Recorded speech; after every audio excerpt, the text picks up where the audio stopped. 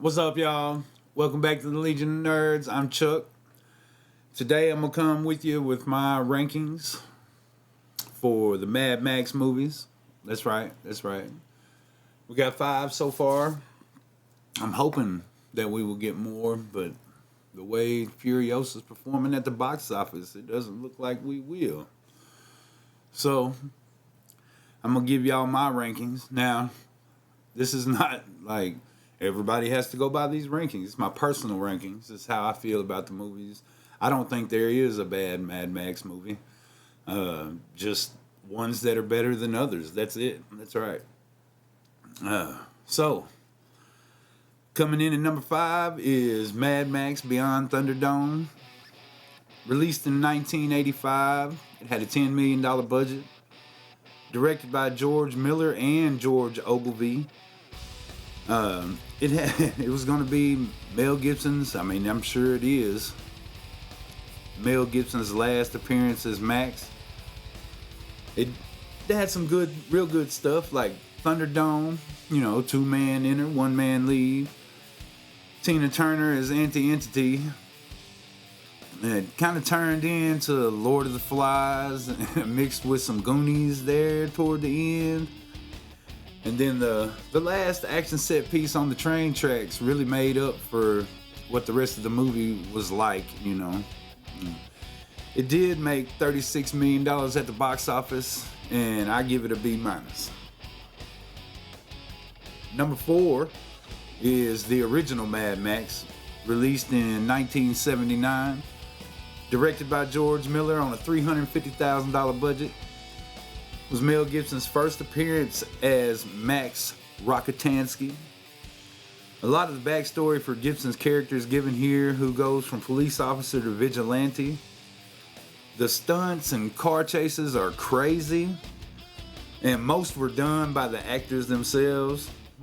It made $100 million worldwide, which was crazy on the $350,000 budget, and it gets a B- from me. Coming in at number 3 is the newest one, Furiosa, a Mad Max saga, released this year in 2024. It was a $160 million budget. It was George Miller's prequel to Fury Road, which we will talk about later. It built the world of the wasteland amazingly. Chris Hemsworth and Charlie Frazier are the standouts for me. There was too much CGI in my opinion, or at least not enough time to put the work into it. The score was kind of a rehash of Fury Road to me. It did have some original things, but it really sounded like Fury Road. It has made $114 million so far as of this recording at the box office, and it gets a B for me. Number 2 is Mad Max 2, The Road Warrior, directed by George Miller and released in 1981. It came with a $14.5 million budget. It's our real introduction into Miller's post-apocalyptic wasteland. More money meant more production, and across the board it shows. Big time. It's always a toss-up between this one and number 1 when I try to sit down and watch Mad Max. And yeah, they're so close, they could probably be interchangeable. It made $36 million at the box office and gets an A- from me.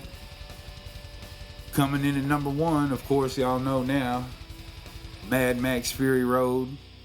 Released in 2015. It had a $154 million budget.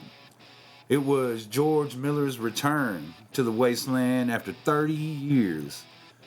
Although this movie was in his head since 1998, y'all. Some say it's just a chase movie that goes one way, turns around, and goes back the other. Yes, it is. It's one of, if not the number 1 action movie of the 2000s. It made $380 million at the box office. And the only reason this movie doesn't get an A+ for me is because the story is a bit lacking. So, it's an A. There y'all go. my rankings, Mad Max movie. And don't think that just because Thunderdome's last or the original is fourth that I don't like them. No, I like all of them. I can sit down and watch them all. There's no if, ands, or buts about it. George Miller has brought us a world that really I can't get enough of. I sure hope that this is not the end of George Miller's presence in Mad Max. Man. And if you like what we do here, make sure you hit that thumbs up, subscribe, leave a comment. Let us know your ranking of the Mad Max movies and how you feel about our ranking. Y'all don't have too much fun. Oh, what a day! What a lovely day!